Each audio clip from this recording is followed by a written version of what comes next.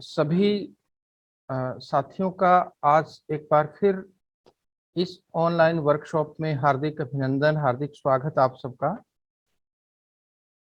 कल एक मोड़ पे मैं आप सबको यहाँ छोड़ गया था और आज एक नए विषय के साथ, एक नए टॉपिक के साथ मैं फिर आपके साथ प्रस्तुत आपके सामने। और अभी सबसे पहले मैं धन्यवाद करता हूँ सभी ऑर्गेनाइजर्स का।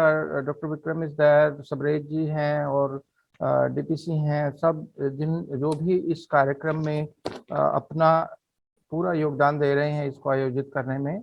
और आप सबका भी मैं धन्यवाद करूंगा कि आप इतने सारे लोग इतनी संख्या में जुड़े हुए हैं मेरे साथ। खाने के बाद आपको होगा कि थोड़ा सा सुस्ताया जाए, लेकिन एक बार फिर मैं आपको न जाने किस तरह से नज़र आ रहा हूँ आप, क्योंकि अगर व्यवधान डाल दे कोई आपके किसी भी कंफर्ट में तो ऑब्वियस है कि वो थोड़ा सा अजीब लगेगा हम सबको।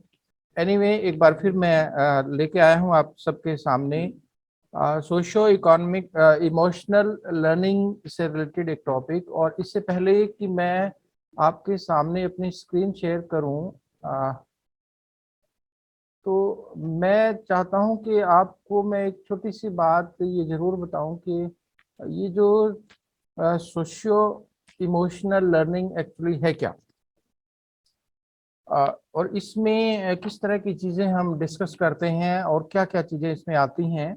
अगर मैं सोशियो इकोनॉमिक इमोशनल लर्निंग की बात करता हूं तो ये हमारे विद्यार्थियों को या हमें ये समझने में हेल्प करती है कि हम अपने हमारी इमोशंस हैं कौन सी, क्या क्या इमोशंस हमारी हैं, और किस तरह से हम उन भावनाओं को, उन इमोशंस को हम जो संवेग होते हैं, राधर भावना नहीं संवेग है, उनको हम किस तरह से महसूस करते हैं।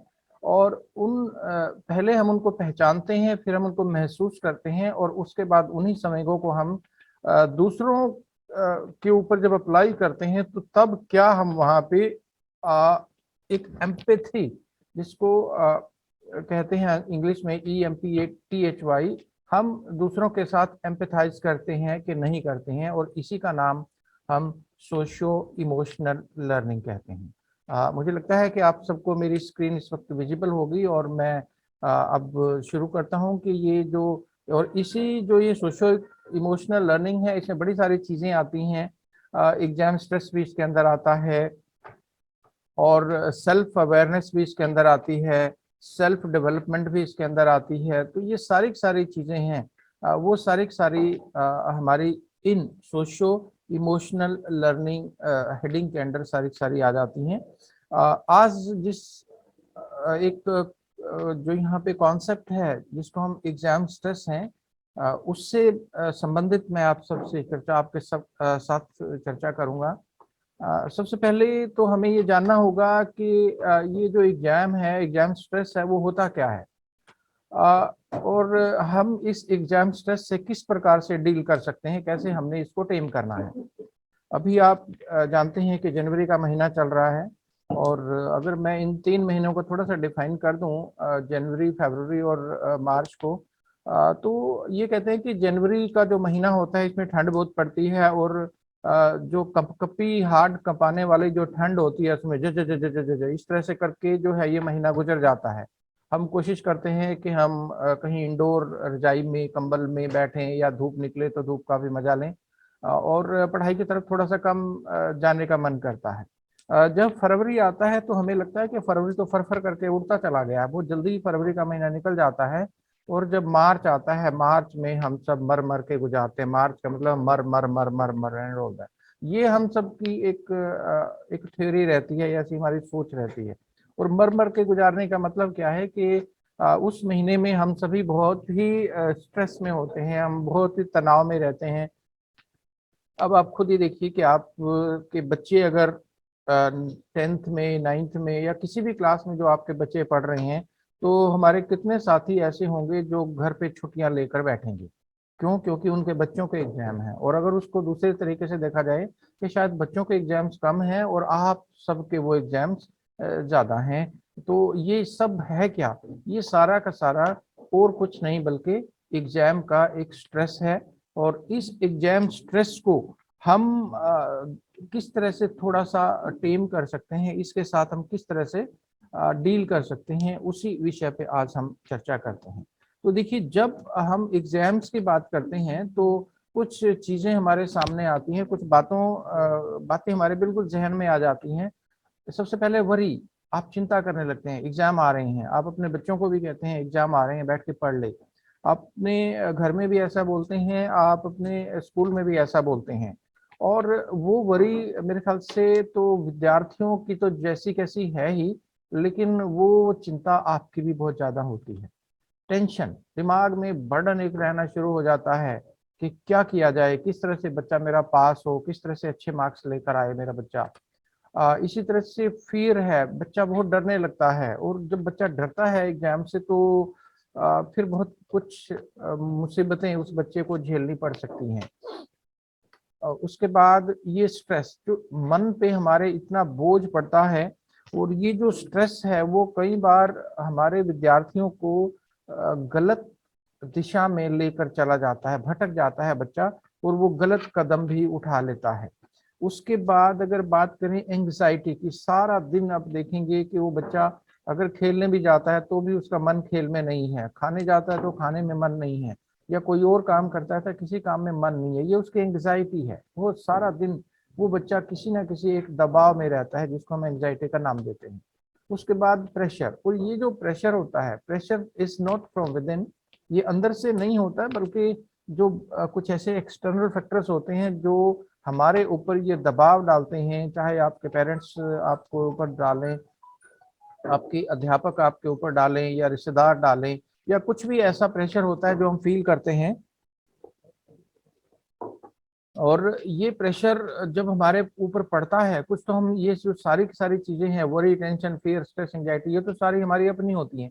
लेकिन जो प्रेशर होता है ये बाहर से भी आता है। ये जो प्रेशर जब बाहर से आने लगता है तो आप सब जानते हैं कि फिर क्या होता है। मीन्स हमारी अपनी तो परेशानियां हैं ही, लेकिन जो बाहर के लोग हैं वो भी हमें प्रेशर डालने की कोशिश करते हैं। तो इससे ज्यादा हमारे दिमाग के ऊपर सबसे ज्यादा असर इस प्रेशर का पड़ता है।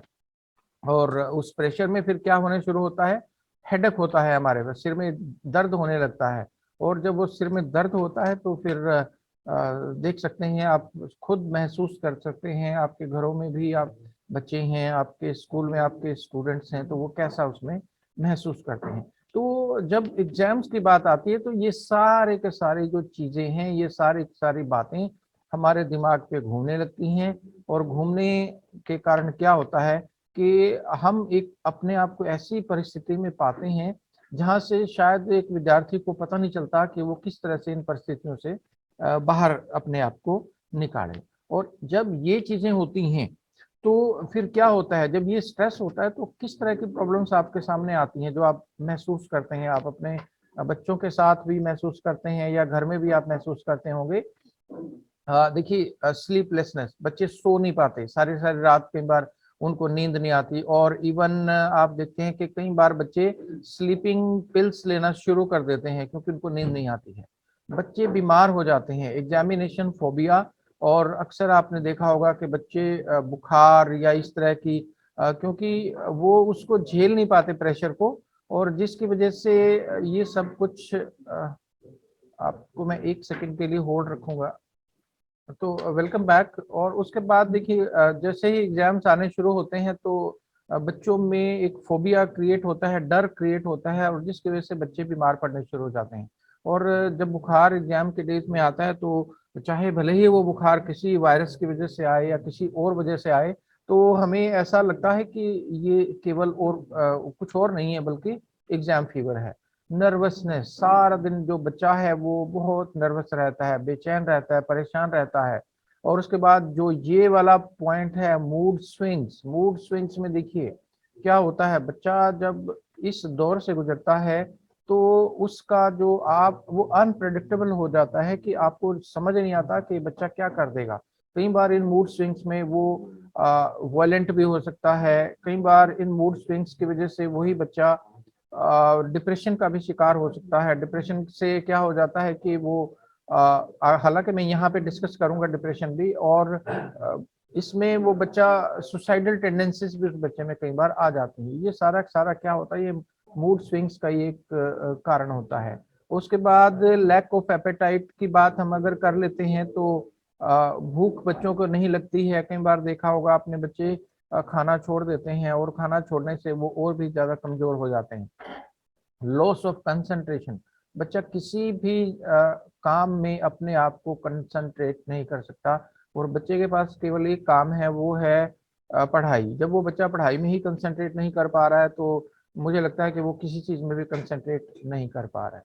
और उसके बाद जो सबसे बड़ा एक फैक्टर होता है जो हमें शायद पता भी नहीं चलता, वो है डिप्रेशन। और डिप्रेशन आप सब जानते हैं कि मेरे ख्याल से तो हम सभी को, हर किसी व्यक्ति को थोड़ा बहुत ये बीमारी जरूर रहती है डिप्रेशन की। शायद हम इसको ना तो एक्सेप्ट करते हैं और ना ही शायद हम इसको आइडेंटिफाई कर सकते हैं। डिप्रेशन ये एक मन की अवस्था है जिसमें आप कई बार तो बहुत वॉलेंट फील करते हैं और कई बार आप बहुत ज़्यादा लो फील करते हैं। अगर आप वॉलेंट फील करते हैं तो इसमें आप कोई तोड़फोड़ करेंगे, या इवन किसी का आप किसी के साथ हाथापाई, मार पिटाई, इवन मर्डर, या इस तरह के आप काम करेंगे। लेकिन जब आप लो फील करते हैं डिप्रेशन की वजह से, इसको एक को हाइपर बोलते हैं, एक को हाइपो बोलते हैं। तो इस लो डिप्रेशन में, हाइपो में क्या होता है कि व्यक्ति खुद को ही खत्म करने की कोशिश करता है, जो सुसाइडल टेंडेंसीज इस दौरान आ जाती हैं। और आपने देखा होगा कि कई बार बच्चे सुसाइड कर जाते हैं एग्जाम के डेट में, because they can not cope with the stress of the exams. और उस इसमें अगर मैं आपको एक और थोड़ा सा डिप्रेशन के बारे में बताऊं कि ये एक क्योरेबल डिजीज है। अगर चाहें तो इसको डॉक्टरी इलाज से इसे हम इसको क्योर कर सकते हैं। लेकिन कोई भी बच्चा है, कोई भी व्यक्ति है, डिप्रेशन के बारे में बात नहीं करता है किसी भी साथी से, रिश्तेदार से, क्योंकि हमारे सोसाइटी में एक इशू है। तो वो ये कहना शुरू कर देते हैं ये पागल है, ये मेंटल केस है। लेकिन ये मेंटल और पागल वाली बात नहीं होती, बल्कि this is a kind of disease, and this disease can be cured by medication. उसके बाद लो कॉन्फिडेंस। लो कॉन्फिडेंस क्यों आता है? क्योंकि उस वक्त प्रेशर हमारे ऊपर बहुत ज्यादा होता है, तो मुझे लगता है कि आई कैन नॉट डू, और इस प्रेशर से बाहर आना बच्चे का बहुत जरूरी है। और उसके बाद एक और भी उसके अंदर हरकत होती है बच्चे के अंदर। वो बच्चा क्या उस वक्त सोचता है कि वो लो और नो कम्युनिकेशन, या तो बच्चा अपने आप को कमरे में बंद करता है, या वो किसी से कभी बात नहीं करता है, अपनी प्रॉब्लम को वो डिस्कस नहीं करता। तो ये कुछ चीजें हैं, जब हम हमारे ऊपर एग्जाम का प्रेशर होता है तो ये सारी की सारी चीजें कहीं ना कहीं हमारे विद्यार्थियों के अंदर वो देखने को मिलती हैं। ये अगर कहीं भी आपको बच्चे को लगे कि इस तरह का कोई बच्चा बिहेवियर एग्जिबिट कर रहा है आप सबके सामने, तो हमें समझ लेना चाहिए कि कोई प्रॉब्लम है उस बच्चे के साथ, और वो बच्चा शायद एग्जाम के स्ट्रेस के अंदर है, तो हमें उसको उससे बाहर निकालना होगा। उसके बाद अगर हम थोड़ा सा और आगे बढ़ें तो ये देखें कि हालांकि ये इतना बड़ा नहीं है विषय, लेकिन फिर भी हमें ये पता लगाने की जरूरत है कि ये स्ट्रेस हमारे ऊपर, हमारे बच्चों के ऊपर ये स्ट्रेस आता कहाँ से, क्यों आता है ये स्ट्रेस, कौन है वो, कौन से वो फैक्टर्स हैं जो इस स्ट्रेस को हमें दे रहे हैं। देखिए, सबसे पहला जो ये जो कुछ फैक्टर्स आपके सामने स्क्रीन पे आप देख पा रहे हैं, pressure for getting good marks. ये गुड मार्क्स लाने का जो प्रेशर है, ये बहुत बड़ा फैक्टर है। आपके पेरेंट्स भी ये चाहते हैं, या आप भी ये चाहते हैं अपने बच्चों से कि मार्क्स अगर आए तो वो 90s में आए। क्या कभी आपने सोचा है आपके कभी 90s में मार्क्स आए थे क्या? तो यहाँ पे हम क्या कर रहे हैं कि वो चीज उनसे एक्सपेक्ट कर रहे हैं कि शायद वो जहाँ उस बच्चे का पहुंचने का लेवल नहीं है। और आज के समय में आप देखें कि जो मार्क्स हैं वो एक नंबर है। मार्क्स का इंटेलिजेंसिया से कोई ज्यादा लेना देना नहीं है। हाँ, मैं इस बात से एग्री करता हूँ कि इंटेलिजेंसिया मार्क्स लेकर आता है, लेकिन अगर एक बच्चे के 90 मार्क्स हैं तो 90 की जो फिगर देखने के पश्चात आप ये नहीं कह सकते कि वो बच्चा वास्तव में ही 90 के लायक है या नहीं है, या वो बच्चा इंटेलिजेंट है या वो वीक है। आप देखेंगे कि 90% वाले बच्चे भी कई बार आपको ऐसा देखने को मिलेंगे, उनको बेसिक चीजें नहीं आती हैं। तो 90% मार्क्स कैसे आए? वो हम सबकी और आप सबकी मेहरबानी से वो बच्चा ले आया है। लेकिन उसके ऊपर ये प्रेशर हमेशा रहता है हमारे गुरुजनों का, हमारे पेरेंट्स का, कि वो बच्चा अच्छे मार्क्स लेकर आए, और खुद के ऊपर भी उसका प्रेशर एक रहता है। हाई एक्सपेक्टेशंस ऑफ पेरेंट्स, और जो पेरेंट्स हैं वो तो अपने बच्चों से न जाने क्या क्या उम्मीद करते हैं। वो ये सोचते हैं अपने सपनों को वो अपने बच्चों के थ्रू पूरा करना चाहते हैं। चाहे वो उसने मैट्रिक पास जब करी थी 4 बार फेल होके करी हो, लेकिन अपने बच्चे से वो ये जरूर उम्मीद करेगा कि मेरा बच्चा तो टॉपर्स में आए या 90s में मेरा बच्चा आए। और आज का जो समय है आप सब देखते हैं, ये कंपटीशन का समय है। ये जो फीलिंग ऑफ कॉम्पिटिटिवनेस है ये बहुत बड़ी है। बच्चा ये चाहता है कि कंपटीशन में मैं पीछे रह जाऊंगा, और उस फीलिंग के साथ जब वो बच्चा जाता है, तैयारी करता है, तो उसके ऊपर प्रेशर आता है, एग्जाम का प्रेशर आता है, और स्ट्रेस वो बच्चा लेता है। कंपैरिजन विद अदर्स, कंपैरिजन होता है उस बच्चे का हर किसी दूसरे बच्चे के साथ। चाहे वो आपका सोसाइटी है, वो ये कहता है कि फलां व्यक्ति के बेटे के तो इतने मार्क्स आए, तुम्हारे तो सिर्फ इतने आए हैं। पेरेंट्स भी ऐसा करते हैं, और टीचर्स भी कई बार ऐसा कहते हैं कि भी उसके इतने मार्क्स आए, तुम्हारे इतने क्यों आए हैं। तो ये जो कंपैरिजन होता है आप, लेकिन यहाँ पे हम सभी अध्यापक, सभी पेरेंट्स, आप अध्यापक के साथ साथ आप पेरेंट्स भी हैं, लेकिन हम ये बात भूलते हैं कि हर बच्चा एक यूनिक एंटिटी है। हर बच्चे का अपना एक अस्तित्व है, उसका अपना एक दिमाग है, या उसकी कार्य करने की क्षमता है। तो वो एक दूसरे के साथ उसको हम तुलना उसकी नहीं कर सकते, उसको कंपेयर नहीं कर सकते। उसके बाद देखिए fear of being left out alone. उसको ये लगता है कि अब कई बार आप देखिए कि हम अपने जो कमजोर बच्चे होते हैं पढ़ाई में, उनको हम क्लास में एक तरफ बैठा देते हैं। तो ये भी तो हमेशा डर बना रहता है कि ये मेरे इतने परसेंट के बच्चे हैं, इनका एक सेक्शन अलग बना दिया गया उनको, तो वो he is always under the cloud कि भी मुझे अलग से बिठा दिया जाएगा, और वो नहीं चाहता कि मैं दूसरे बच्चों से अलग हूँ। तो वो एक लिविंग आउट अलोन की एक जो फीलिंग उसके अंदर है, वो परसिस्ट करती है, दोबारा दोबारा आती है, और जिसकी वजह से उसके ऊपर बहुत प्रेशर होता है। फियर ऑफ रिजेक्शन, ये जब टीचर उसको या पेरेंट्स उसको रिजेक्ट करते हैं, और कई बार आपने ये देखा होगा कि उस बच्चे को बिल्कुल इग्नोर कर दिया जाता है कि तू कुछ नहीं कर सकता एंड ऑल दैट, ये कह के, तो उस बच्चे के मन में और भी ज्यादा उत्कंठा पैदा हो जाती है। और अगर लास्ट में हम चलें थोड़ा सा इस तरफ, तो देखिए fear of being ridiculed bye parents, parents उसको थोड़ा सा रिडिक्यूल करते हैं, उसको इंसल्ट भी करते हैं, धमकाते भी हैं। कुछ नहीं कर सकते, इतना पैसा हम खर्च रहे हैं तुम्हारे ऊपर एंड ऑल दैट, पता नहीं क्या क्या बातें, ताने उसको सुनने को मिलते हैं।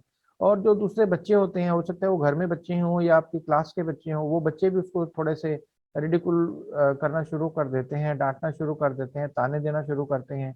वो फ्रेंड्स में भी, फ्रेंड्स का भी यही काम है, और टीचर्स का भी काम है, और नेबर्स जो दूसरे होते हैं वो तो बड़े मजे ले लेके ये बात करते हैं कि इनके बच्चा तो कुछ भी नहीं है, उसके तो इतने परसेंट मार्क्स आए हैं।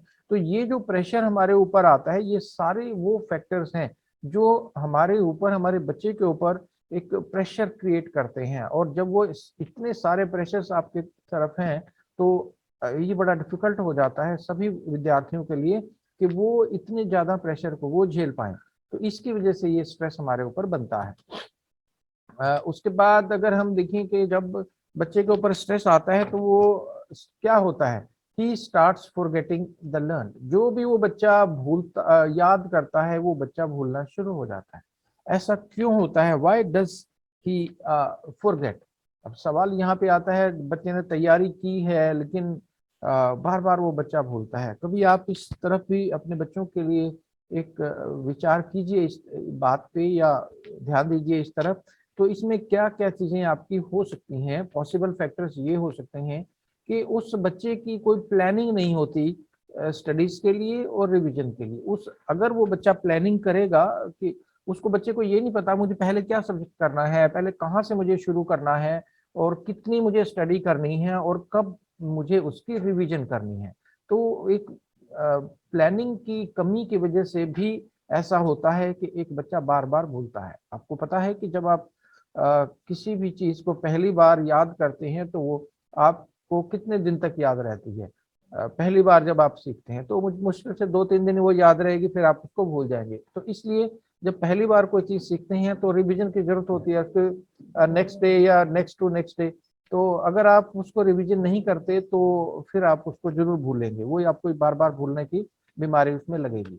उसके बाद note taking the right kind of rest. आपको जब आप पढ़ाई करते हैं तो आपको जरूरत होती है कि आप रेस्ट भी लें। सारा दिन कई बार देखते हैं बच्चे पूरा रात बैठ के पढ़ते हैं, लेकिन सुबह फिर उनका पूरा का पूरा वो ब्लैंक हो जाते हैं, वो they don't remember what they have learn today. और वो इस वजह से होता है क्योंकि वो सही समय पर सही तरह का जो आराम है वो नहीं ले पा रहे हैं। तो ये भी जरूरी है कि बच्चे रेस्ट भी करें। और फिर mind filled with negative emotions, ऐसा भी तो हो सकता है कि बच्चा हमेशा नेगेटिव विचार बच्चे के अंदर आते रहें कि मैं कर पाऊंगा नहीं कर पाऊंगा, मेरे पेरेंट्स ये कहेंगे, मैं ऐसा कहूंगा। तो ये इस तरह के नेगेटिव जो थॉट्स हैं जब बच्चे के मन में आते हैं, और ये नेगेटिव थॉट्स हमें भूलने पर मजबूर करते हैं, हम भूल जाते हैं कि हमने क्या याद किया था। आप बिल्कुल आप ऐसे देख लीजिए कि अगर आपके बच्चे को यूं पता है कि आप जब सुनेंगे उस बच्चे से क्लास वर्क सुनेंगे और वो बच्चा किसी वजह से भूल गया, तो आप उसको डांटेंगे, तो उसके माइंड में एक आपके प्रति बैठ जाता है कि ये जब टीचर ये अगर मैं भूल गया तो ये टीचर मुझे हेल्प नहीं करेगा, ये मुझे डांटेगा। तो वो नेगेटिव इमोशन जब आती हैं तो हम भूलना स्टार्ट कर देते हैं।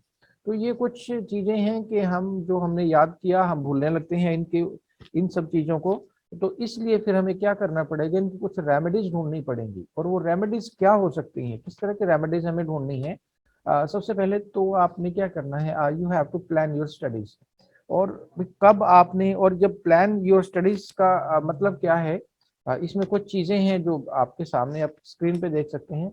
एक तो हमें ये देखना है कि हर कोई बच्चा क्या करे कि आप वो सोचे कि आज क्या तारीख है, क्योंकि जिस दिन आप प्लान करना शुरू करते हैं तो वो आज से शुरू करते हैं, किसी पास से शुरू नहीं करते या फ्यूचर से नहीं करते। तो आज से आप शुरू करते हैं। और उसके बाद फिर एक बच्चा ये देखता है कि जो टेंटेटिव एग्जाम डेट्स हैं वो कौन कौन से हैं। आज का दिन है से फॉर एग्जांपल 21 जनवरी है और आज मैं प्लान करता हूं, तो मैं क्या सोचूंगा कि मेरे एग्जाम की डेट अप्रोक्सीमेट क्या है। मैं मान के चलता हूं अगर 15 मार्च डेट है तो मेरे पास लगभग 2 महीने हैं मेरे पास इस सब की तैयारी करने के लिए, 60 दिन मेरे पास हैं। और उस उन 60 दिनों में फिर मैं क्या करता हूँ, मैं उन डेज को काउंट करता हूँ। Count how many days are left, किस तरह से मैं काउंट करता हूँ? मैं ये मान के चलता हूँ कि इन 60 दिनों में मुझे कुछ ऐसे सोशल फंक्शंस भी अटेंड करने हैं जहाँ पे मैं गए बिना नहीं रह सकता। मुझे कुछ ऐसे दिन भी हैं जहाँ पे ऐसा होगा कि मैं उस दिन पढ़ूंगा नहीं या मैं पढ़ नहीं पाऊंगा। और कुछ ऐसे दिन भी होंगे कि कुछ घर में कोई ऐसी मजबूरी आ जाए कि मेरी पढ़ाई की तरफ मैं ध्यान ना दे पाऊं। तो अगर मैं ऐसा मान के चलता हूं कि अगर मैं 10 दिन उसमें से इस तरह के लिए पहले से निकाल के चल लूँ कि शायद 10 दिन मेरी पढ़ाई बाधित होगी, तो मेरे पास केवल 50 दिन है। और 50 दिन में मेरे पास सब्जेक्ट हैं 5। See for example there are 5 subjects. तो मुझे पता है कि 50 दिन हैं, 5 सब्जेक्ट्स हैं। और उन 5 सब्जेक्ट्स में भी फिर मैं ये देखने की कोशिश करता हूँ कि मेरे लिए डिफिकल्ट सब्जेक्ट्स कौन से हैं और थोड़े आसान सब्जेक्ट जो मुझे लगते हैं वो कौन कौन से हैं। तो मैं उसके अकॉर्डिंग उन्हीं सब्जेक्ट्स को डेज डिवाइड करता हूँ कि मैथ्स को मुझे 12 दिन देने हैं, साइंस को मुझे 12 दिन देने हैं। जो लैंग्वेज पार्ट होगा, हिंदी है, मदर टंग है, लिखने में मुझे प्रॉब्लम नहीं आएगी, तो उसको मैं 9 दिन दे दूँ, 8 दिन दे दूँ। इसी तरह से सोशल स्टडीज हैं या और सब्जेक्ट्स हैं, तो इस तरह से मैं उन दिनों को डिवाइड करता हूँ कि इतने दिन में मुझे इस सब्जेक्ट को, इतने दिन मुझे इस सब्जेक्ट को देने हैं, इतना समय मुझे इस सब्जेक्ट को देना है। और उसके बाद ये तो ओवरऑल एक हो गया हमारे पास प्लान पूरे सब्जेक्ट्स के रिलेटेड, उन दिनों से रिलेटेड। और उसके बाद फिर हम क्या करते हैं कि प्लान योर आवर्स इन, हमें अपने 24 घंटे मेरे पास एक दिन में होते हैं, तो उसको मैं मुझे प्लान करना है कि मुझे वहाँ पे स्टडीज में कितना समय गुजारना है, कितने घंटे मुझे पढ़ना है। मुझे 8 घंटे पढ़ना है, 10 घंटे पढ़ना है। और ये स्टडी का भी जो टाइम होगा वो अलग अलग होगा कि मॉर्निंग में मैं कितना करूंगा, इवनिंग में कितना करूंगा, ये सारा this is a part of planning.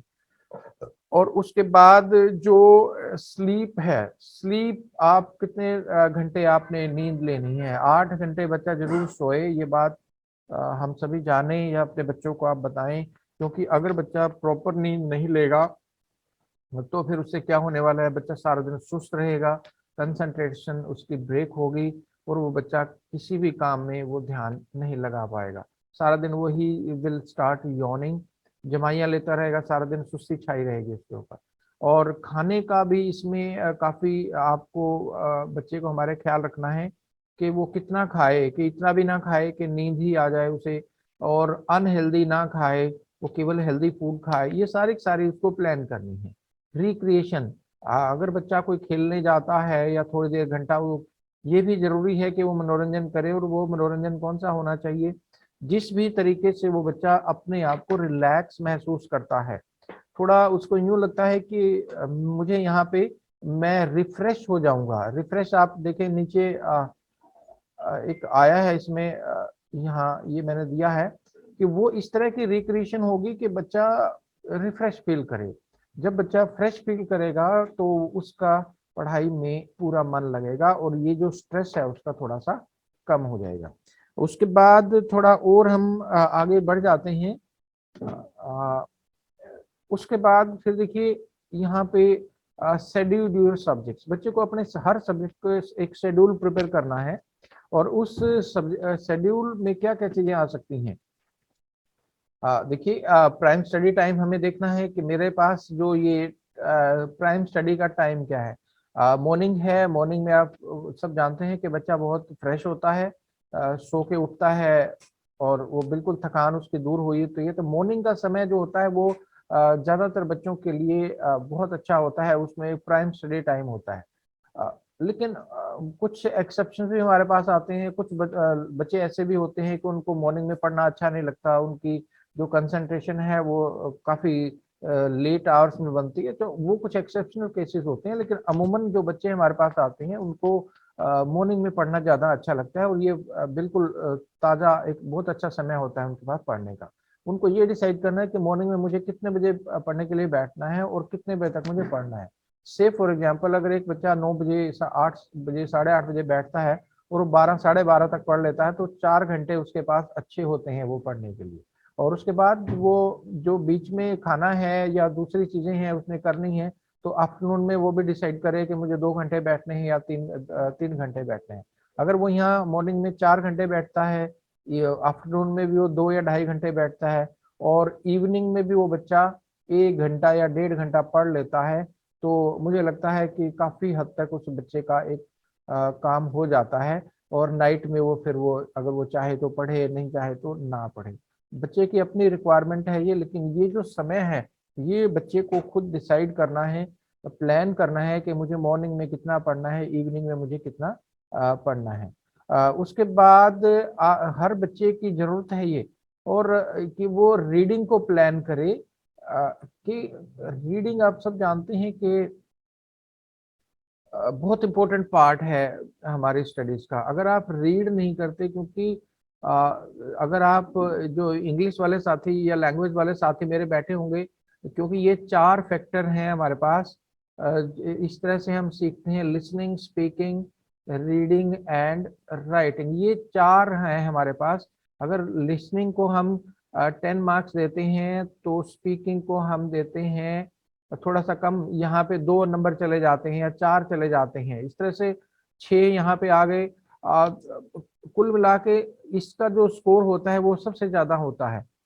Listening अगर हमारी अच्छी होगी तो स्पीकिंग अच्छी होगी, अगर स्पीकिंग अच्छी होगी तो रीडिंग अच्छी होगी, अगर रीडिंग अच्छी होगी तो हमारी ऑब्वियसली राइटिंग भी अच्छी होगी, क्योंकि उसमें किस तरह से लिखा है, किस तरह की लैंग्वेज का इस्तेमाल किया गया है, क्या स्पेलिंग्स हैं उसकी, ये सारी सारी चीजें होती हैं। इसलिए रीडिंग यहाँ पे प्लान करनी है, क्योंकि जब बच्चा घर पे बैठ के पढ़ रहा है तो वो लिसनिंग और स्पीकिंग पार्ट तो उसका वहाँ पे खत्म हो रहा है।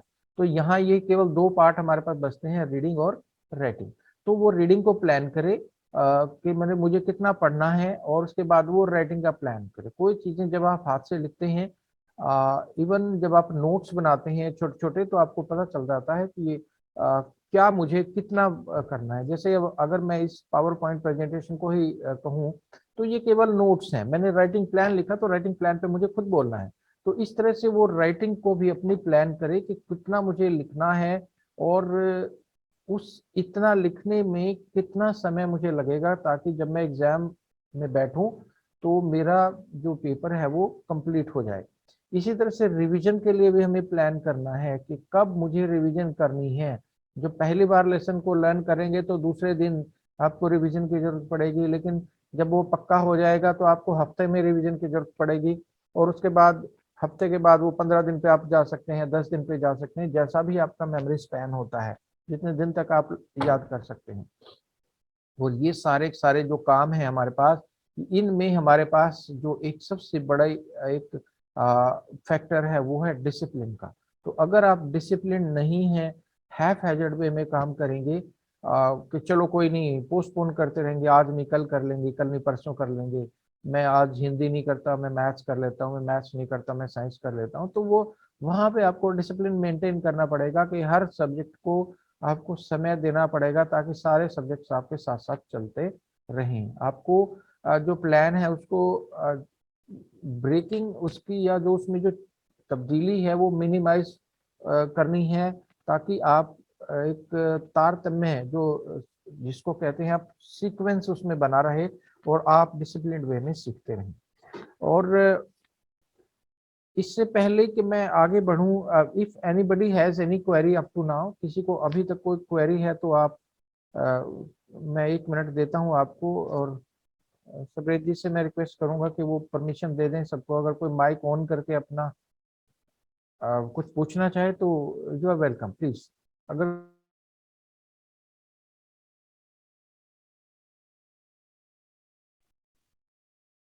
किसी साथी का कोई गलती सवाल, होगी।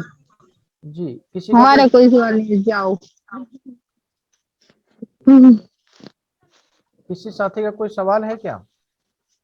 नहीं सर, हमरा नहीं है, तू जावत।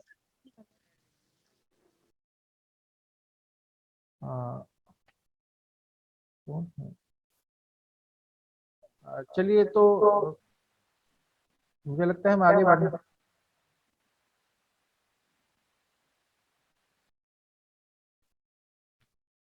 चलिए we come back to point.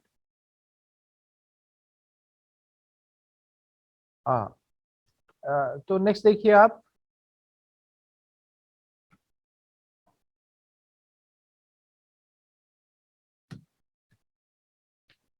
अब बात आती है कि जो ये जो कंसंट्रेशन लेवल हमारे पास, सब्जेक्ट्स को हमने डिसाइड कर लिया है कि कौन सा सब्जेक्ट हमें पढ़ना है, कितना उसमें समय देना है, कब मैंने रिवीजन करनी है, उनका टोटल प्लानिंग हमारे पास हो गई है कि कितने नंबर ऑफ डेज हैं, और 24 घंटे हमारे पास पढ़ाई के हैं, तो 24 घंटे में से हमें किसको कितना देना है। अब बात ये आती है कि हम कंसंट्रेट नहीं कर पाते हैं, बच्चे जब एग्जाम्स आते हैं तो दे कैन नॉट कंसंट्रेट। और जब कंसंट्रेशन की बात आती है, क्योंकि सारा तो खेल कंसंट्रेशन का है, कंसंट्रेशन को हम कैसे इम्प्रूव करें, थोड़ी सी कुछ 1-2 टिप्स हैं मेरे पास आपके लिए, आप इसमें ऐड ऑन कर सकते हैं जैसा भी आपकी जिस तरह से भी आप करें। एक तो ये जो पॉइंट्स हैं, sit at the same place and time to be tuned to the environment. आपने देखा होगा कि आपका जो बैठने की जगह होती है वहां पे कंफर्ट जोन बन जाता है, आपका सोने की जगह है। आपको अगर ये कहा जाए कि आप दूसरे कमरे में सो जाइए आज, और या दूसरे बेड पर सो जाइए, तो आप देखेंगे कि उस दिन आपको नींद कम आती है या देर में आती है। क्यों? क्योंकि एक जगह पे आपके माइंड की ट्यूनिंग हो जाती है, और वहीं पे आपको उस काम को करने में आनंद आता है, मजा आता है, या कंसंट्रेशन आपकी बनती है। तो पढ़ाई का क्षेत्र भी इससे कोई अछूता नहीं है। तो इसीलिए ये जरूरी है कि अगर बार बार आप जगह बदलते हैं पढ़ने की, तो वहाँ पे आपको कंफर्ट महसूस नहीं होता। तो इसलिए ये जरूरी है कि बच्चा एक ही जगह पर बैठे, एक ही टाइम पर वो कोशिश करे बैठेगी, क्योंकि अगर आपको पता है प्लान के अकॉर्डिंग मुझे 9 बजे बैठना है, आपने प्लान कर रखा है और कहाँ पे कौन से कमरे में मुझे बैठना है, तो आप वहाँ के एटमॉस्फेयर से ट्यून्ड हो जाएंगे, सारी चीजें वहीं रखी मिलेंगी, आपको बार बार चीजें समेटनी नहीं पड़ती हैं। तो इसलिए कोशिश ये करें कि आप उसी जगह पर बैठकर पढ़ें जहाँ पे आप एक बार बैठते हैं। रोज आपके साथ वही जगह होगी, वही एटमॉस्फेयर होगा। अगर वहाँ वो एटमॉस्फेयर आपको कोई प्रॉब्लम क्रिएट करता है जिसकी वजह से आपकी कंसंट्रेशन ब्रेक होती है, तो फिर आपको उस एनवायरनमेंट को चेंज करने की जरूरत है। नहीं तो आप उसी जगह पर बैठिएगा जहाँ पे बैठ कर आपको सबसे ज्यादा आनंद आता है, मजा आता है। उसके बाद कुछ हमने स्थगन करना होता है, पुट ऑफ करनी होती हैं कुछ चीजें, जैसे कि put off all destructions like mobile, TV, computer etcetera. तो जब आप पढ़ रहे होते हैं तो इन चीजों से आपको दूर रहने की जरूरत है, क्योंकि ये सारी चीजें हमें डिस्ट्रैक्ट करती हैं, हमारा ध्यान बटा देती हैं ये सारी सारी चीजें। मोबाइल फोन का हम मिनिमम यूज करें, यूज ही ना करें, उसको बंद करके रखें या फिर उसको अटेंड ना करें। टीवी ना चले उस वक्त घर में, क्योंकि जब आवाज सुनेंगे आप तो फिर नेचर है कि आप अट्रैक्ट होंगे उसकी तरफ। या कंप्यूटर्स अगर कोई इस तरह का कोई उसमें काम है तो उसमें आप मत कीजिएगा, केवल आप पढ़ाई पे ध्यान दीजिएगा और इन सारी चीजों को आप एकदम दूर कर दीजिएगा अपने से। उसके बाद टेल, जो ये थर्ड वन इज टेल। इसमें क्या आता है, tell your family members about your study time. यहाँ मैं केवल ये फैमिली मेंबर्स की ही बात नहीं करूंगा, मैं यहाँ पे आपको ये कहूंगा कि आपके जो फ्रेंड्स है ना, फ्रेंड सर्कल्स को भी आपने मना करना है। उन्होंने आपने ये कहना है कि भाई आपने इस वक्त मुझे डिस्ट्रैक्ट नहीं करना है, डिस्टर्ब आप नहीं करेंगे मुझे। अगर कोई बहुत ही ज्यादा इमरजेंसी है तभी आप मुझे डिस्टर्ब करेंगे। आपके फैमिली मेंबर्स को भी पता होना चाहिए कि आपके बच्चे का ये पढ़ने का समय है और इस समय में आपसे ना वो कोई काम कराए, ना ही वो किसी तरह की व्यवधान, कोई डिस्टरबेंस आप के लिए वो क्रिएट करे। तो इसलिए आप थोड़ा सा बता दीजिएगा अपने दोस्तों को ये मेरा स्टडी टाइम है, अपने फैमिली मेंबर्स को भी बता दीजिएगा कि स्टडी टाइम है, इसमें आपने मुझे डिस्टर्ब नहीं करना है। उसके बाद कुछ चीज़ों को हमें पोस्टपोन करना है। Postpone calls from friends and neighbours, किसी की कॉल आपने अटेंड नहीं करनी है। आ, आपने देखा होगा कि जो आपके पास कॉल्स आती हैं, कितनी कॉल्स ऐसी हैं जो बहुत ज़्यादा इम्पोर्टेंट हैं, जिनको अटेंड किए बिना आपका गुजारा नहीं चलता। मुझे लगता है कि जो काम की जो कॉल्स होती हैं वो मिनिमम होती हैं, एक या दो कॉल्स होती हैं। बाकी सारी कॉल्स हमारे पास ऐसी आती हैं जो हालचाल पूछने के लिए, या फिर वो जो कॉलर होता है वो अपने समय गुजारने के लिए आपको वो कॉल करता है। तो इन सब चीज़ों को आपने पोस्टपोन रखना है। उसके बाद देखिए कुछ चीज़ें और हैं, कुछ एक्सरसाइजेज हैं हमारे पास जो हम कर सकते हैं, कुछ ऐसी बातें हैं जो हम कर सकते हैं ताकि हमारे बच्चे की जो कंसंट्रेशन है वो थोड़ी सी बनी रहे। डीप ब्रीदिंग, लंबी सांस आप लेंगे, थोड़ा सा माइंड आपका रिलैक्स होगा और कंसंट्रेशन लेवल थोड़ा इंक्रीज हो जाएगा। Rub your palms and rub your eyes, आप देखिए लगातार आंखें जब खुली रहती हैं पढ़ाई में, आप किताब पढ़ते रहते हैं, किसी भी चीज को आप देखते रहते हैं, तो आंखें थक जाती हैं। हमें ऐसा लगता है आंखें नहीं थकती, लेकिन आंखें भी थकती हैं। तो इसलिए ये जरूरी है कि आप अपने हाथों की जो हथेलियां हैं आपकी, उनको थोड़ा आपस में रब कीजिएगा, रगड़िएगा आपस में, और अपनी आंखों को भी थोड़ा सा रगड़िए, उनको थोड़ा सा उसके ऊपर उंगलियां रखिए, हाथ रखिए और उनको थोड़ा सा रिलैक्स कीजिए, उनको थोड़ी सी उनकी मसाज कीजिएगा। स्ट्रेचिंग आप कर सकते हैं, जैसे एक जगह बैठे बैठे आप थकते हैं और कंसंट्रेशन लेवल ब्रेक हो जाता है, तो थोड़ा सा आप स्ट्रेच करें, एक बार आप खड़े हो जाएं, थोड़ा सा अपने बॉडी पार्ट्स को थोड़ा हिलाएं, स्ट्रेच करें, तो उससे थोड़ा रिलैक्स आप महसूस करेंगे। लिसनिंग टू म्यूजिक, हाँ बीच में अगर आपको कोई ऐसा लगता है आप थोड़ा सा थक गए हैं तो listen to the music whatever is like by you, जो भी आपकी पसंदीदा संगीत है आप उसको सुनिए, ताकि आपकी जो इंद्रियां हैं वो थोड़ी सी मसल जो है वो आपकी रिलैक्स हो और आपका फिर से पढ़ाई में कंसंट्रेशन हो, ध्यान आपका लगे। मेकिंग विजन बोर्ड्स, अब आप यहाँ एक और चीज है, देखिए ये बड़ा इम्पोर्टेंट है, आप सब टीचर्स के लिए भी इम्पोर्टेंट है और हमारे विद्यार्थियों के लिए भी। हम विजन बोर्ड्स बनाएं। विजन बोर्ड का मतलब होता है जो एक ऐसा बोर्ड हम बनाएं जहाँ पे हम बैठ के पढ़ते हैं वो उसके सामने लगा हो और उस पे कुछ ऐसे फार्मूला लिखे हों, कुछ ऐसे पाई चार्ट्स हों या कुछ ऐसे ग्राफिक्स लिखे हों जो जिनको देखते ही हमारे पूरा लेसन हमें एक बार दोबारा वो टिप्स पे आ जाता है। बार बार उस पर एक नज़र मारते हैं, वो फार्मूला आपके सामने आता है, तो फिर वो रिवीजन ऑटोमेटिकली होती चली जाती है। तो सामने आपके कुछ विजन बोर्ड्स लगे होने चाहिए और खासकर वो तो आप विजन बोर्ड जरूर लगाएं जिन चीज़ों को आप जल्दी जल्दी भूलते हैं, और जो बार बार आप देखेंगे तो ऑब्वियसली वो बार बार आपके दिमाग के ऊपर एक प्रिंट होता चला जाएगा, छपता चला जाएगा, और वो लॉन्ग लास्टिंग इफेक्ट आपके ऊपर डाल देगा। उसके बाद अगर लास्ट में मैं देखूँ तो माइंड मैप आप बनाइए। माइंड मैपिंग क्या होती है? जैसे आपके जो फ्लो चार्ट्स होते हैं वो सारे के सारे माइंड मैप का काम करते हैं।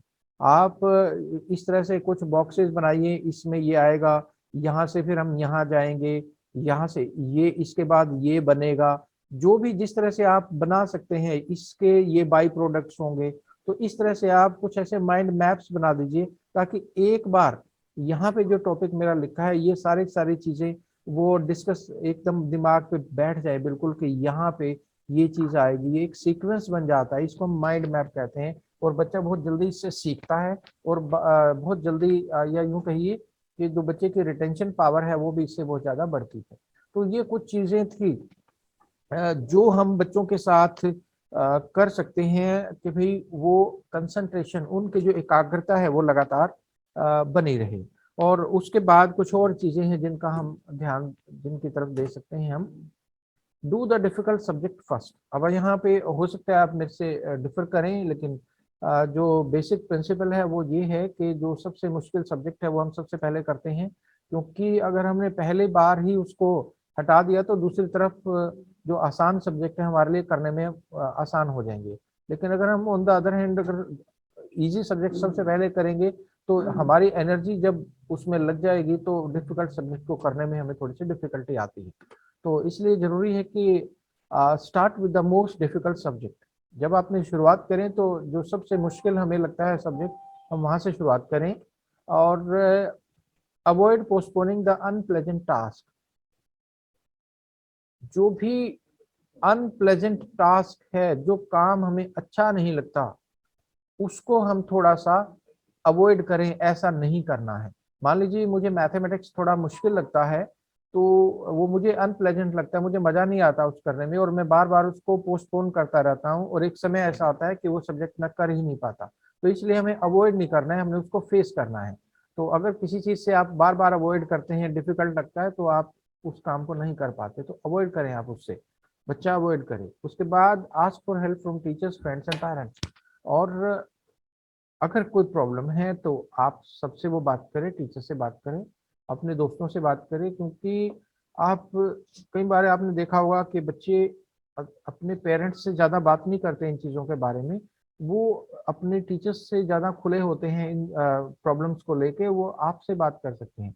और वहाँ पे आपका रोल बहुत ज़्यादा बढ़ जाता है, क्योंकि आपने देखा कि हमारे जो टीचर फ्रेटर्निटी है उसके अंदर बहुत सारे ऐसे टीचर्स हैं, वो बच्चों को एंटरटेन ही नहीं करते हैं।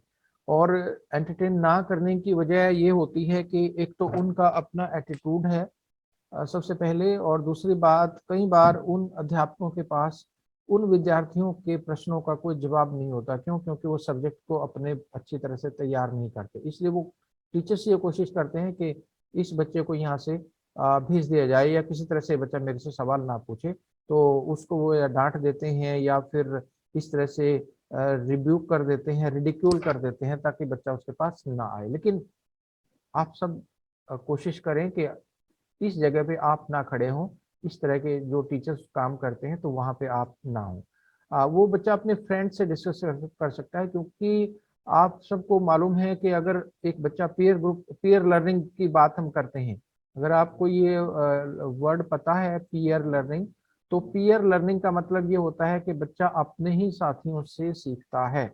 और क्योंकि बच्चा भी उसी लेवल का होता है, सीखने वाला भी सिखाने वाला भी, तो बच्चा बहुत अच्छी तरह से वहाँ सीख सकता है। तो one should talk to the friends also, कि वो उनकी प्रॉब्लम्स का वहाँ पे सॉल्यूशन मिल सकता है। और वो पेरेंट्स तो फिर उसके घर के हैं ही हैं। पेरेंट्स तो उसको ना तो वो उसको डांटेंगे, ना उसको वो कोई इस तरह की बात कहेंगे। तो पेरेंट्स भी कोशिश करेंगे कि बच्चे की जो प्रॉब्लम्स हैं, डिफिकल्टीज हैं, उनको सॉर्ट आउट किया जाए किसी ना किसी तरह से। तो ये कुछ चीजें हैं कि हमने जो करनी है। और उसके बाद अगर हम थोड़ा सा आगे बढ़ें, तो देखिए, be away from rebuttal people. जो हमें रिबटल पीपल होते हैं ना, जो जिसको आप कहते हैं सनकी लोग, जो बिल्कुल चिड़चिड़े लोग, उनसे हमें दूर रहना है।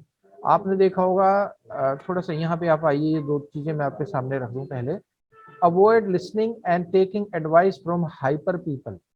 जो आपके आसपास हाइपर लोग होते हैं, जो छोटी सी बात सुन के भड़क जाते हैं, चाहे वो आपके अध्यापक हैं, चाहे वो आपके पेरेंट्स हैं, या आपके फ्रेंड हैं, तो आप उनसे एडवाइस ही ना लें, क्योंकि आप उनके पास अपनी प्रॉब्लम लेके जाएंगे और होगा क्या, आप तो जाएंगे प्रॉब्लम को सॉल्व कराने के लिए, लेकिन होगा क्या, एक नई प्रॉब्लम आप उनसे लेकर आएंगे। इसलिए आप उनकी बात ही मत सुनिएगा, और उनसे आप किसी भी चीज की नसीहत मत लीजिएगा, क्योंकि वहां से आपको सुख नहीं मिलना है, बल्कि दुख मिलना है, परेशानी आपको झेलनी पड़ सकती है।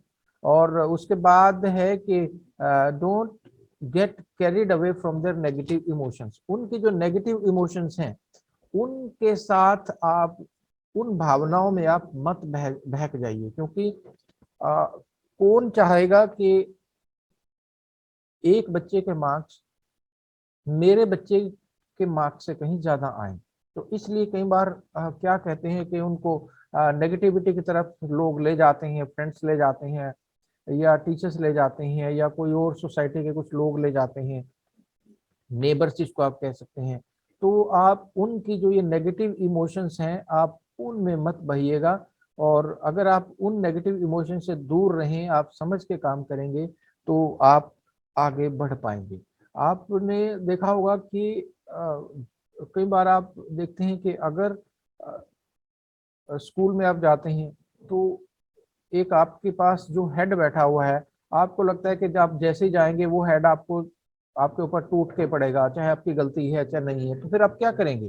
तो आप उससे कोशिश करेंगे कि मैं दूरी बना लूं। क्यों? क्योंकि अगर सुबह सुबह आपके साथ कोई इस तरह की घटना घट गई, तो आपका पूरा दिन खराब निकलेगा। तो यही केस हमारे विद्यार्थियों का है, कि अगर उन बच्चों, वो बच्चा तो हेल्प चाह रहा है आप सबसे, लेकिन आप उसको डांट देते हैं, आप हाइपर हो जाते हैं, तो वो बच्चा आपसे सवाल ही नहीं करेगा, आपसे वो हेल्प की उम्मीद ही नहीं करेगा।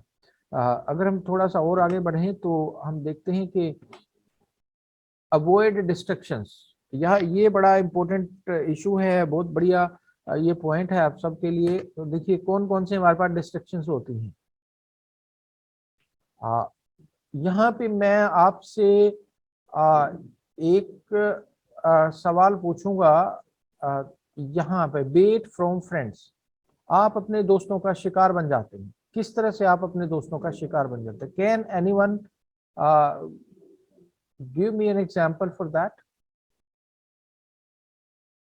क्या आप में से कोई अपना माइक ऑन करके मुझे एक एग्जांपल दे सकता है इसके लिए? यस, परमिटेड है सभी। एक बहुत बढ़िया एग्जांपल आप देखते हैं मूवीज में, संजय संधू हैं कलसोरा से। संजय सर। संजय आपका हाँ माइक। जी सर। जी संजय जी, आप क्या कहना चाहते हैं इसके बारे में? सर कई बार जब हम स्टडीज करते हैं तो टाइम टेबल डिफर होता है। कई फ्रेंड्स ऐसे होते हैं अपना टाइम टेबल में स्टडी कर ली, कंप्लीट कर लिया, हाँ जी। तो जब उनका टाइम फ्री टाइम होगा, हो सकता है कि हमारा ना हो, उस टाइम वो हमारे पास आ जाते हैं, हमें बुला के ले जाते हैं। वेरी गुड, यही मैं चाहता था कि वो आपको बुला के ले जाएंगे, बच्चे आएंगे ना, है ना? यस। जी कोई जी और सर। साथी, एनीबडी एल्स? संजय जी। अच्छा, आगे है मेरे पास बंसीलाल हैं। बंसीलाल जी, कुछ कह रहे थे आप? जी सर, नमस्कार। नमस्कार। सर कई बार ऐसा होता है कि कुछ बच्चे थोड़ा सा घूमने फिरने के जो आदी होते हैं, और कई बार जो पढ़ने वाला बच्चा है उसको ये कह के बाहर ले जाते हैं, या अपने घूमने फिरने के लिए, या कोई भी काम है ऐसा टालने की बात करते हैं कि नहीं आज नहीं कल कर लेंगे इस काम को। Very good, that's good. कहीं भी। हाँ, मुझे लगता है कि हम we are coming to the point. और आपको याद होगा, आपको एक कैरेक्टर याद है, चतुर? जी जी जी। कौन था चतुर?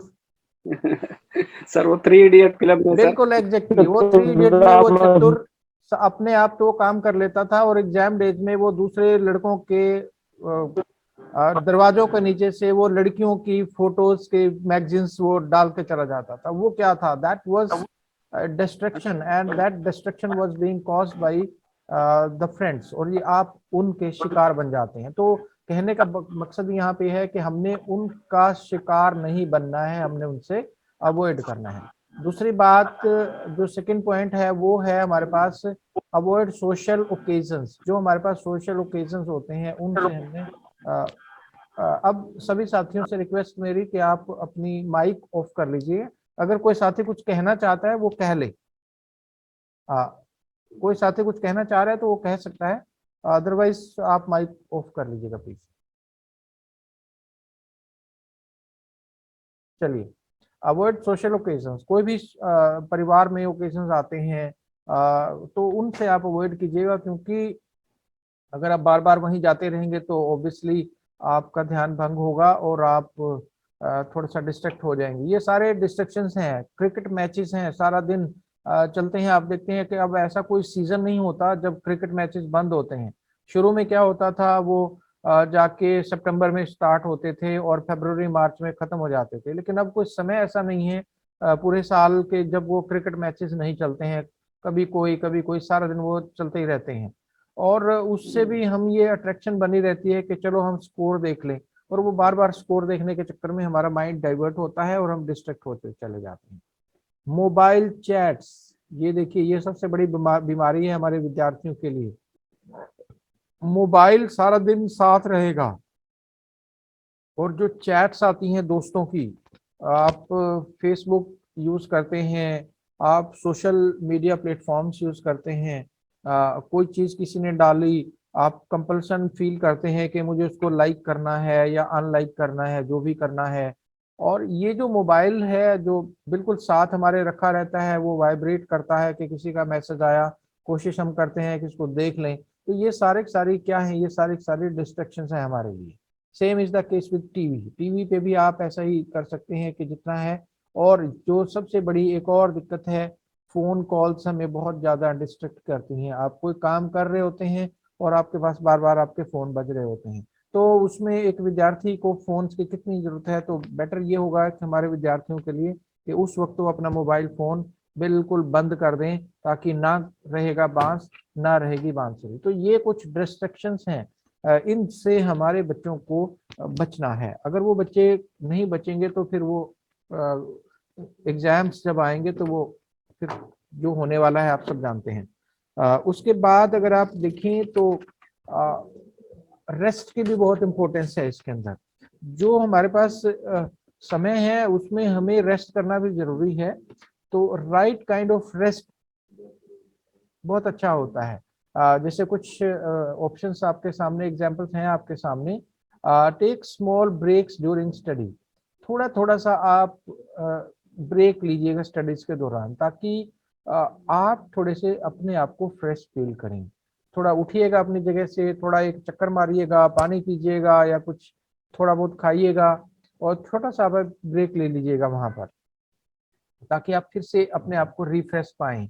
उसके बाद take required sleep every day. सोना बहुत जरूरी है। मैं पहले भी चर्चा कर चुका हूं आप सबके साथ कि अगर आप नहीं सोएंगे, आपका बच्चा नहीं सोएगा, तो फिर आपको मालूम है कि सारा दिन वो बच्चा बहुत सुस्त रहेगा और पढ़ाई में उसका ध्यान नहीं रहेगा, वो डिस्ट्रैक्ट रहेगा। Never skip sleep as it will make you lethargic. ये यू है, यूअर नहीं है, इसको आप काट दीजिएगा, आर गलती से यहाँ पे टाइप हो गया है। Never skip sleep. आप नींद, अगर मान लीजिए दिन में भी आपको नींद आ गई है, खाने खाने के बाद आप सो जाइएगा। थोड़ी देर सोने के बाद आप फ्रेश फील करते हैं, और अगर आप नहीं सोएंगे तो आप देखेंगे लेथार्जी हो जाएंगे, लेथार्जिक आप हो जाएंगे और सारा दिन वो सुस्ती आपके ऊपर छाई रहेगी। तो जो आराम करना भी, रेस्ट भी हमारे लिए जरूरी है। अगर हम प्रॉपर रेस्ट नहीं करते हैं, lack of right amount of rest leads to breakage of your concentration. उससे भी आपका ध्यान जो है वो टूटता रहता है। तो इसलिए बड़ी जरूरी है कि आप सही समय पर सही आराम जरूर फरमाइएगा।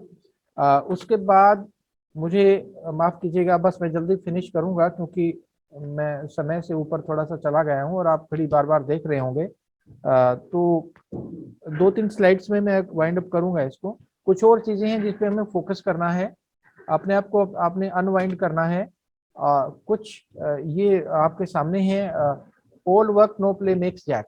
अगर आप सारा दिन काम करते रहेंगे, खेलेंगे नहीं, तो आप बिगड़ जाएंगे। तो थोड़ा सा आपको काम के साथ साथ खेलना भी जरूरी है। रिलैक्स योर माइंड, जो भी रिलैक्सिंग एक्सरसाइज है, आपको म्यूजिक सुन के आराम मिलता है तो आप म्यूजिक सुनिए, बाहर घूम के आराम मिलता है तो आप बाहर घूमिए। Take a break and go out, थोड़ा ब्रेक लीजिए पढ़ाई से और थोड़ा बाहर जाइएगा, बाहर घूम के आइएगा। यहाँ पे आप ये भी कह सकते हैं कि अगर किसी से मिलना है तो आप मिल सकते हैं, लेकिन उसकी कॉस्ट पे नहीं। जैसे आप चाहते हैं कि आपका दोस्त आपके पास ना आए क्योंकि आपकी पढ़ाई में व्यवधान होता है, तो आपने भी ये बात ध्यान देनी है। Smile and make some smile, आपने खुद मुस्कुराना है और दूसरों को भी खुशी का एक पल देना है। क्योंकि जब आप दूसरों को हंसाते हैं तो ऑफ कोर्स आप खुद भी हंसते हैं, आप दूसरों की हंसी का एक कारण बनते हैं। टेक टॉक टू समवन, आप किसी से बात करें, और जब आप किसी से बात करते हैं तो मन के अंदर जो उत्कंठा होती है वो थोड़ी सी कम हो जाती है और आप फ्रेश फील करते हैं। डू व्हाट यू लाइक, ये बड़ा इंपॉर्टेंट है कि जो आप चाहें करें। जो चाहें का मतलब ये नहीं किसी को लूट लें, किसी को कत्ल करें, या I am not talking in negatives. मेरा मतलब यहाँ पे इतना है कि जो आपको पसंद हो उस वक्त आप वो काम कीजिए ताकि आप रिलैक्स हो पाएं और पढ़ाई के लिए आप तैयार हो पाएं। उसके बाद कुछ आपके फूड से रिलेटेड भी हैं, कुछ बातें हैं जो आपको फोकस करनी है। इसमें कौन कौन सी बातें हैं? आपको हेल्थ का ध्यान रखना है, बीमार नहीं पड़ना है, और प्रॉपर अमाउंट ऑफ जो ये फूड आपके साथ देख रहे हैं कि इनका आपने सेवन करना है। उसके बाद पॉजिटिव एटीट्यूड रखना है। नेगेटिव इमोशन जब आती चली जाएंगी माइंड के अंदर तो उससे हमारा ध्यान भटकना शुरू होगा। तो हमेशा आप पॉजिटिव सोचिएगा, पॉजिटिविटी बड़ी जरूरी है। पॉजिटिव सेल्फ टॉक, आप खुद से बात कीजिए कि क्या मैंने ठीक किया, क्या मैंने गलत किया, किन चीज़ों को मैं अवॉइड कर सकता था ताकि जो काम है वो बहुत अच्छी तरह से मेरा चल पाता है, किस तरह से मैं अपने आप को इम्प्रूव करूं। आज जो मैंने काम किया है वो उसमें कौन सी ऐसी बात थी जो ठीक नहीं थी, उसको मैं कैसे इसको इम्प्रूव करूं। और सबसे बड़ी बात है कि बी कॉन्फिडेंट। हमेशा अगर आपका कॉन्फिडेंस ब्रेक हुआ तो ऑब्वियसली आप कुछ उसमें नहीं कर पाएंगे। तो कॉन्फिडेंट होना बड़ा जरूरी है और सेल्फ कॉन्फिडेंट आप रहिएगा। आप कभी ये मत कहिएगा कि आई कैन नॉट डू, हमेशा जो आई कैन हमेशा एक वर्ड है जो आपने ध्यान रखना है। इसके आगे कभी भी आप नोट का मत कीजिएगा कि आई कैन नॉट डू। तो नोट पे हमेशा हमारा क्रॉस लगा होना चाहिए, ना कि उसके ऊपर हम टिक कभी ना करें। तो इसलिए हमेशा विश्वास रखिए अपने ऊपर कि मैं इसको कर सकता हूँ, और जब आप इस विश्वास के साथ जाएंगे आगे, बढ़ेंगे आगे, तो आप जरूर उसको कर पाएंगे। और उसके बाद फिर आप लोगों का रोल शुरू होता है कि do your best and forget the rest. अपनी तरफ से आप भरसक प्रयास कीजिएगा और फिर क्या होने वाला है, जैसे आपने गीता में भी सुना है, हमारी गीता ज्ञान है, कर्मण्येवाधिकारस्ते मा फलेषु कदाचन। तो आप करते जाइएगा और बाकी को भूल जाइएगा, बाकी कुछ कर्म कीजिएगा, फल की चिंता मत कीजिएगा। और उसके बाद जो आप लोगों का रोल शुरू होता है, अब आप देख सकते हैं कि कितना आप रोल अपना प्ले करते हैं वहां पे। एम्पैथाइज विद स्टूडेंट्स, अपने बच्चों के साथ एम्पैथाइज कीजिए। एम्पैथाइज का मतलब क्या होता है कि आप उनकी जगह अपने आप को रख के देखिए। आपके घर में भी बच्चे हैं तो आप देखिए कि अगर उन बच्चों की जगह आपके खुद के बच्चे होते और आप उन बच्चों के साथ इस तरह का व्यवहार करते या इस तरीके से उन बच्चों को पढ़ाते तो आपके ऊपर क्या गुजरती। तो रखिए अपने आप को वहां पे। आप देखते हैं कि हम अपने बच्चों के टीचर्स जो स्कूल में जहाँ पे हम पढ़ाते हैं, हम ये चाहते हैं कि वो बच्चे टीचर्स तो ये भी कर दें, ये भी कर दें, लेकिन जब ये बात आती है हमारे करने की, हम भी तो टीचर्स हैं, जब बात आती है कि हम क्या कर रहे हैं तो हम छोड़ो ना, ये तो दूसरे बच्चे हैं, इनके साथ हम क्या करें। तो ये जो ड्यूअल स्टैंडर्ड्स हैं इसको आपने छोड़ना है and you have to empathise with the student. Set small objectives to achieve larger goals. जब आप छोटे छोटे ऑब्जेक्टिव्स बच्चों के साथ सेट करेंगे तो जब भी तो हम बड़ा गोल अचीव कर पाएंगे। अब यहाँ पे मैं सिर्फ इतना बात आपको कहना चाहूंगा कि इस जो ये पॉइंट है इसका जो मीनिंग क्या है वो ये है कि मान लीजिए आपका बच्चा, आप बच्चों को सबको जानते हैं क्लास में, आपको ये मालूम है कि मेरा बच्चा कौन सा 33% का है, कौन सा 50 का है, कौन सा मेरा मोर देन 60 है। तो आप छोटे छोटे गोल्स उनको कीजिएगा। आप सबसे पहला गोल 33 वाले बच्चे के लिए है कि मेरा बच्चा 15 नंबर पे आए। 15 के बाद छोटा और गोल सेट करिए कि मेरा 20 पे जाए। 20 से आप 30 पे जाइएगा, 30 से आप 35 पे जाइएगा। तो वो छोटे छोटे गोल्स आपको देखने हैं और वही आपको टॉपिक्स उस बच्चे के लिए डिसाइड करने हैं कि मैं पहले या किस तरीके से इस टॉपिक को कराऊं। छोटे छोटे गोल्स जब आप प्राप्त करेंगे तो आप लार्जर गोल्स की तरफ बढ़ेंगे। तो आप मत सोचिए कि आपने बहुत बड़ा गोल पे जाना है। आप एक टारगेट कीजिए कि 33 वाले 15 वाले को मुझे 33-35 पे ले जाना है, और जो मेरा ऑलरेडी 35 पे है उसको मुझे 60 पे लेकर जाना है, और 60 वाला है जो ऑलरेडी मैंने उसको 80-90 पे लेकर चले जाना है। तो छोटे छोटे गोल्स निर्धारण कीजिएगा ताकि आप बड़े बड़े गोल को अचीव कर पाए। Plan some tips for quick revision, और कुछ ऐसे टिप्स होते हैं आपके पास जो बड़ी जल्दी, जैसे नोट्स आप बच्चों को बना देते हैं या कुछ ऐसे चीजें आप बच्चों को समझा जाते हैं कि, जैसे कि मैं एक एग्जांपल आपको देता हूं कि जैसे सितंबर के स्पेलिंग आपने याद कराने हैं तो उसमें हम ऐसे एसीपीटी तो एसीपीटी से सेप्ट बन गया कि अंबर में जा पड़ी, तो वो एम्बर जो हो गया तो SEPT एम्बर AMBER वहां पे चला गया। छोटे छोटे टिप्स होते हैं जो आप अपने बच्चों को दे सकते हैं ताकि वो क्विक रिवीजन उनकी हो सके।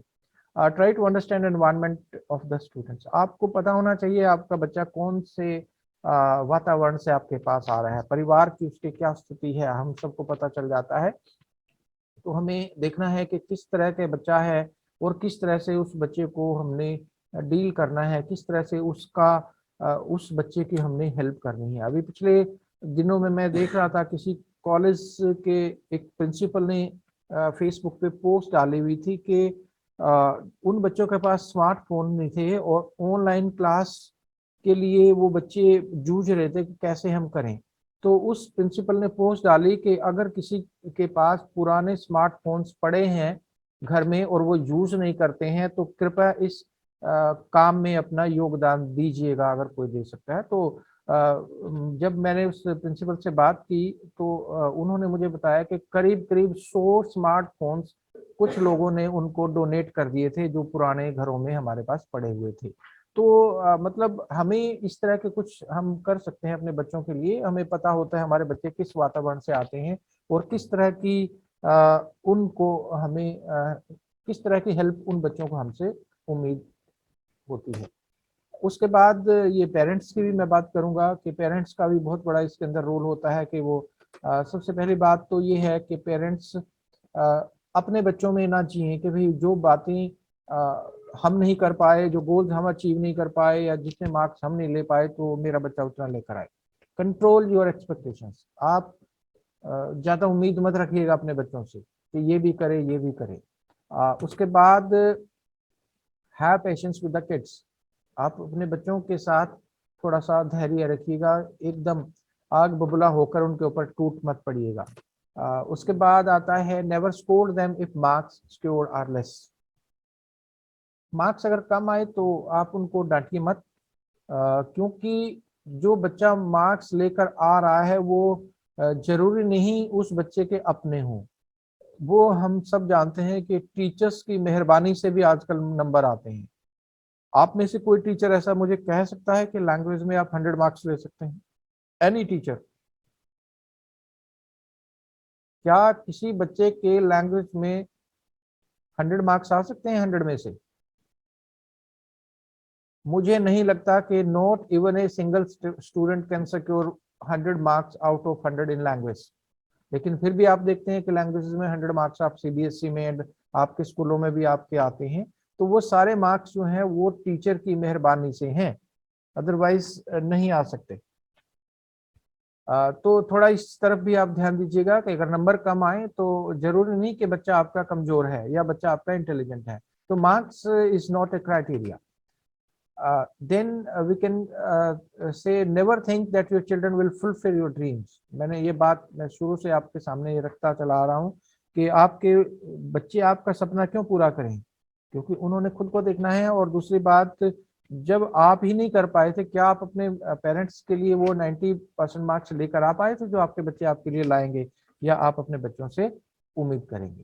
तो ये कुछ चीजें थी कि एग्जाम स्ट्रेस क्या है, किस तरह से आता है, कौन कौन से वो फैक्टर्स हैं जो एग्जाम स्ट्रेस का कारण बनते हैं, और उसमें किस तरह से बच्चा खुद उससे कोप करे, बच्चा उससे खुद बाहर निकले, और उसके बाद कुछ बातों का वो कौन कौन सी बातें हैं जिनका ध्यान रखे, और टीचर का क्या उसमें रोल हो सकता है, और उन पेरेंट्स का उसमें क्या रोल हो सकता है।